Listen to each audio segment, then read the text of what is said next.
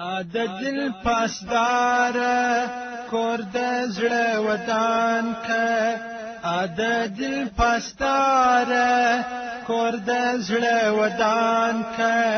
د روژې لپاره سرو مال قربان که د روژې لپاره سرو مال قربان که د دل پاسداره کور د زړه ودان که د دل پاسداره کور د زړه ودان که د روژې لپاره سرو مال قربان که د روژې لپاره سرو مال قربان. الحمد لأهله والصلاة على أهلها وبعد. د حمادیه ښوونیزو ګروپونو معززو ګډونوالو، د رمضان المبارک د مبارکې میاشتې په مناسبت چې ورځني درسونه را پیل کړي دي، په ننني درس کې د روژې د میاشتې یا د روژې په اړه متفرق مسائل، بېلابېل احکام بیانوو. د مثال په ډول که چیرې یو څوک په یو داسې سیمه کې اوسیږي چې هلته بیخي شپه نه وي، ټول عمر ورځ وي، قطب شمالي لوري ته ځینې وختونه په کال کې داسې راځي چې ورځ بیخي خلاصیږي. د داسې هیوادو لپاره چې ورځ نه لري او شپه نه لري، ورځ یې نه معلومیږي چې څو ساعته ده، د هغه په اړه باندې حکم دا دی چې هلته د دوی کم همسایه هیوادونه دي او ورته نږدې همسایه هیوادونه، د هغه هیوادو چې څومره ورځ ده په هغه حساب د دوی روژه نیسي او په هغه حساب د پیشنمۍ او روژه مات کوي. د مثال په ډول باندې که چیرې په کوم اروپایي هیواد کې بیخي شپه نه راځي، په اکثرو یا په ځینو اروپایي هیوادو کې خو ورځې ډېرې اوږدې، ځینې بیا داسې دي چې بیخي شپه نه راځي، هغه په کال کې 15 ورځې داسې پیښیږي په ځینو هیوادو کې. دغه وڅنګ ته هیواد که ورځ 18 ساعته وه، مثلا پر 3:30 بجې باندې سهار کېدی، د شپې پر 8 بجې یا 9 بجې باندې ماښام کېدی، دوی د دغه همسایه هیواد وخت معلوم کړي، پر هغه وخت خوله بنده کړي، دغه همسایه هیواد چې کوم وخت ماښام کېږي پر هغه وخت خوله خلاصه کړي. رد موتار جلد 3 صفحه 414. او که چیرې داسې و چې ورځ وه اوږده وه 20 ساعته 21 ساعته، د هغو دپاره بیا جایز نه ده چې د همسایه هیوادو د ورځې په اندازه باندې روژه کې، لکه ځینې هیوادونه داسې دي چې په اروپا کې 20 ساعته 22 ساعته، په اروپا کې دي دا هیوادونه 20 ساعته 21 ساعته شپه ده. دوی د سعودي عربستان یا د ترکیې د وختونو سره پیشنمۍ هم کوي، روژه مات هم کوي. داسې خلکو ته جایز نه ده. داسې خلک چې شپه لري ورځ لري، دوی به یا روژه نیسي کې د روژې توان نه درلودي، 20 ساعته انتظار نه سوی کولی، دغه خوله بندېدل د ده صحت ته نقصان کوي، بیا خوړل ورته جایز دي. بیا د داسې وخت راوړي روژه قضا راوړي چې په هغه ورځو کې بیا ورځې لنډې وي. یعنې دا چې د همسایه هیوادو سره داسې هیوادونه روژه نسي نیولی چې هغه شپه لري، او هغه هیوادونه چې شپه بیخي نه لري، هغوی به د یو همسایه هیواد په پیشنمۍ کوي، په روژه مات په روژه مات کوي، او کم هیوادونه چې شپه لري د هغو پیشنمۍ او روژه مات د شپې د پای ته رسېدو او د شپې په راتګ سره دي. او که چیرې یو څوک داسې کوي، بله مسله ده، په روژه کې خال وي پر بدن باندې،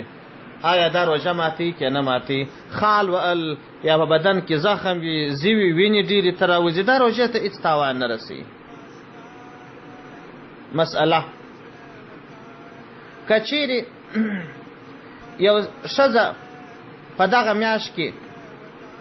د حیض د بندولو لپاره دوا استعمال کړي چې میاشتنۍ ناروغي مې رانسي، ټوله میاشت پاکه روژه ونیسمه، دې ښځې ته جایز ده چې دا دوا استعمال کی ټوله میاشت روژه نیولی سي، البته خو افضله طریقه دا ده چې دا دوا ونه خوري، ځکه رب عز وجل چې دې ته دغه ناروغي راوستلې ده، په دې کې د الله حکمت دی، د دې ګټه ده، دا طبابت ثابته کړې ده چې دغسې دواوې خوړل دا صحت ته نقصان رسي. رب جل جلاله دې ته د پوره روژې ثواب ورکوي، نو دا بیا ولې په داسې لاره پسې ګرځي چې هغه تاواني ده؟ یعنی دغسې دواو خوړل خو جایز دي،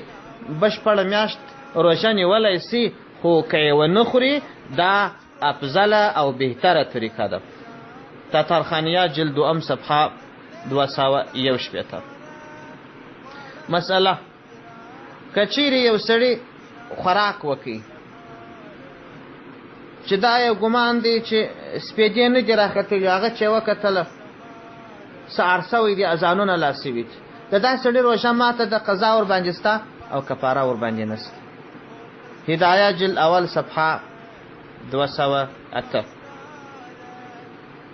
مسئله: که چیرې یو سړي پیشلمی کاوی چې د اذان د پیشلمی په وخت کې اذان نارسو، د اذان په وخت کې خوراک وکړي، دا نه معلومه چې اذان به سوي که به نه سوي، آیا د اذان به تر سپېدو مخکې سوي که به وروسته سوي؟ هلته به غالب ګمان ته اعتبار دی، که غالب ګمان دا و چې اذان سوی دی او سپېدې را چاودلې دي، یا د اذان چې شروع دی دا د سپېدو تر راچاودلو وروسته شروع دی،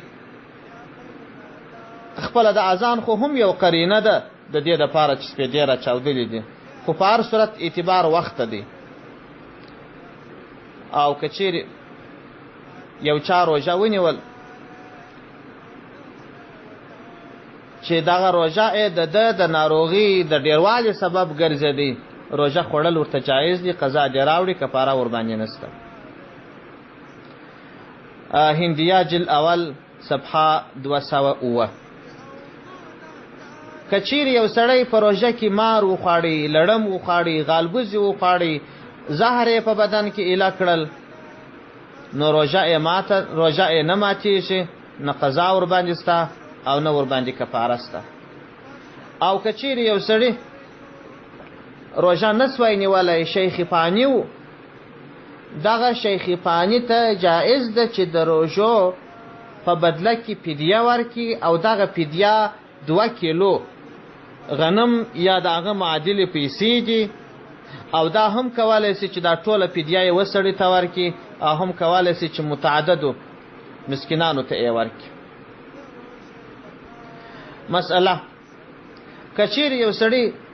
غاښ یې سخت درد کاوی، د غاښ د درد دپاره یې ګولۍ په غاښ کې کښېښول، دا ګولۍ ورته ایښول جایز دي، که یې زیات په عذاب کې روژه ماتول هم ورته جایز دي. او که چیرې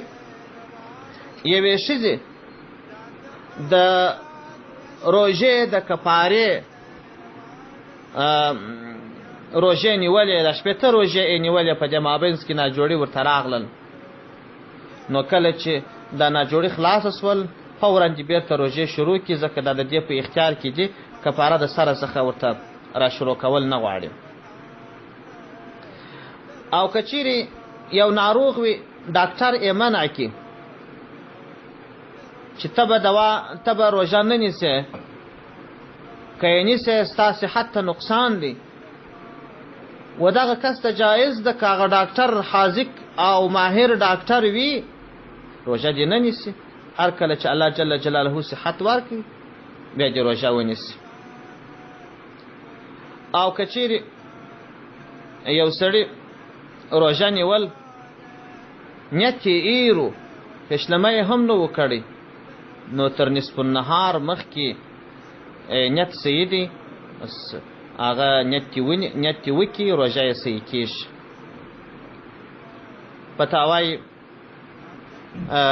فتاوی امداد الفتاوا جلد 2 صفحه 146. همدا ډول یوه مسله لا بله دا وایم، نو بس دا نن مسائل پای ته رسوم، څه لا نورې هم پاتې دي، هغه په بل درس کې کو. که چیرې یو سړي قضایي روژه ماته کړل، نفلي یې ماته کړل، د کفارې د یې ماته کړل، نظري یې ماته کړل، پر هغو باندې یوازې